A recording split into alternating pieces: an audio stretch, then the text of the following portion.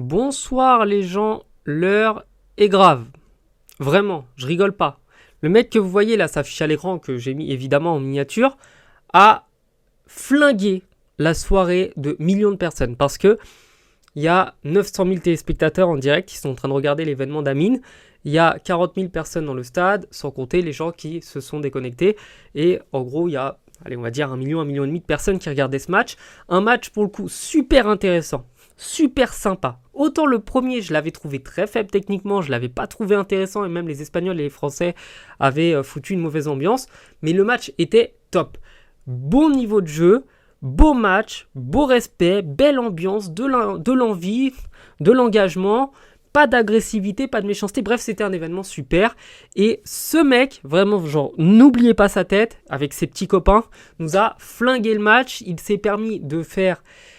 d'imiter les singes, hein, évidemment à destination d'un joueur français qui sortait du terrain. Évidemment, le joueur l'a remarqué. Ça a évidemment provoqué un bordel pas possible. Un joueur espagnol est sorti du terrain en pleurs parce qu'il a été profondément blessé par ce qui s'était passé. Les Français sont profondément énervés. Eux aussi font des gestes et des insultes envers les supporters espagnols. C'est une catastrophe. En fait, et si je vous en parle dans cette vidéo, c'est parce que ça m'a tué mon événement. J'étais très heureux de regarder ce match. Je me faisais pas vraiment un grand plaisir avant de le voir. Et en regardant le match, je me faisais un grand plaisir de me dire que c'était un super événement et que tout se passait bien. Et merci Amine pour ça. Mais ce mec nous a pourri, enfin lui et ses copains nous ont pourri la journée. On sait que l'Espagne, c'est un pays qui est habitué à avoir des cris de singe, des lancers de bananes, notamment sur Dani Alves ou sur Neymar.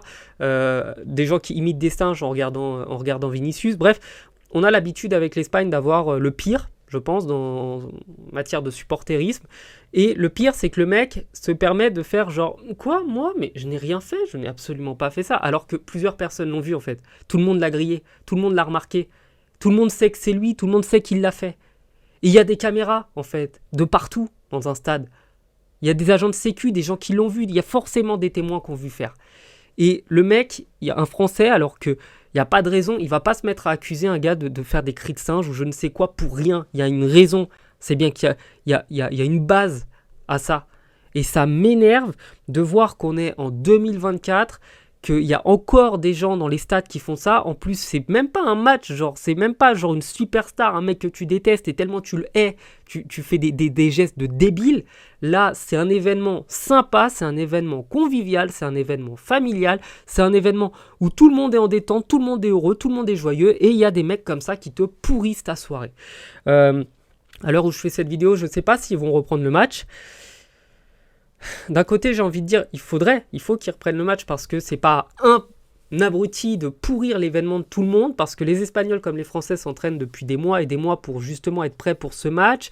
Les abonnés des uns et des autres se réjouissaient d'avance d'avoir un événement qui est un gros événement Twitch, hein, qui est sûrement, bon, il y a le GP Explorer, mais le deuxième plus gros événement du Twitch francophone.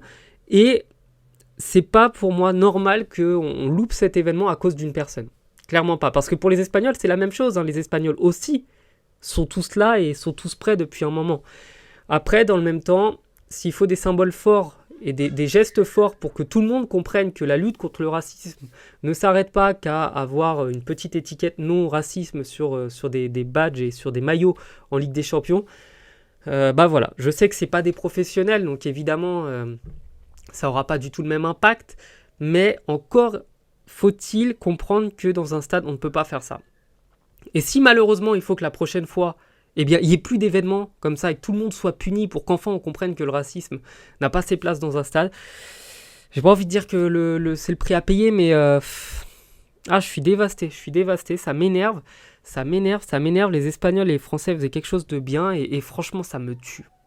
Bref, passez une bonne soirée, je pense qu'on est tous très énervés par ce qu'on vient de voir et... on va essayer de se calmer. Ciao.